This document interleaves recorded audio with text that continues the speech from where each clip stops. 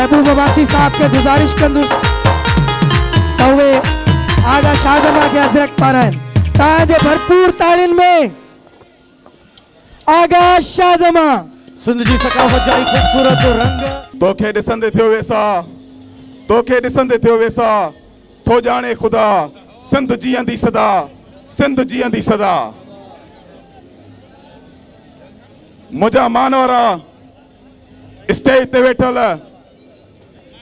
सियासी ऐं समाजी ऐं साफ़ी अॻवानो ऐं ख़ासि तौर ते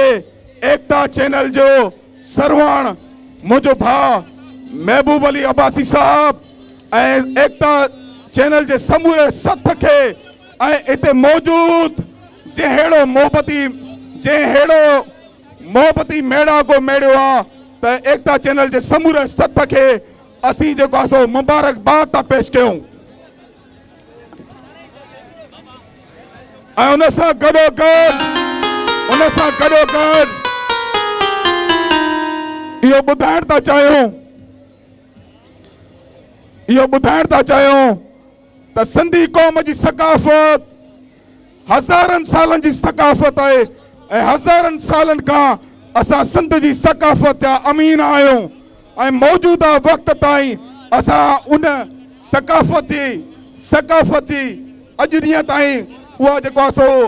असां पैरवी कंदा पिया अचूं त मुंहिंजा दोस्तो अॼु हिन मोरड़े जे माग ते गॾिजी करे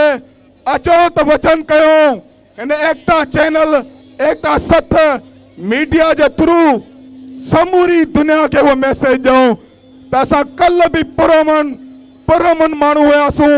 असांजी धरती सूफ़ियुनि जी धरती आहे असां वटि दहशत ऐं वहशत जो राज क़तई तौर ते असां क़बूल कोन कंदासूं दहशत ऐं वहशत जो राज क़बूल कोन कंदासूं असां कल्ह बि पुरमन हुयासीं अॼु बि पुरमन आहियूं ऐं हिते मां सम्झां पियो ताज़ो हिकिड़ो मिसाल आहे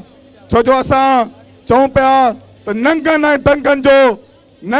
दंगनि जो तहफ़ुज़ करण बि सकाफ़त जो हिसो आहे त हुन जे लाइ हिकिड़ो नंढड़ो मिसाल आहे नंढड़ो ताज़ो मिसाल आहे शहीद नाज़म जोखे जो त ॾिसो असांजो सिंधी माण्हू पखियुनि जी हिफ़ाज़त जे लाइ बि जाननि जा नज़राना पेश थो करे छॾे सरदारनि जा मुहारियो थो अटकाए छॾे पंहिंजी जान जी कुर्बानी ॾियण खां नथो कीबाए त मुंहिंजा दोस्तो जॾहिं बि हिन धरती ते हिन मोरड़े जे माग ते कॾहिं बि कंहिं वार कयो के सोचो त यकीनन असांजो हारी नारी मज़दूर पौरत हर को मज़ाहिमत कंदो पर क़तई तौर ते पंहिंजी धरती जे हिकु इंच तां दस्तबरदार कोन थींदो।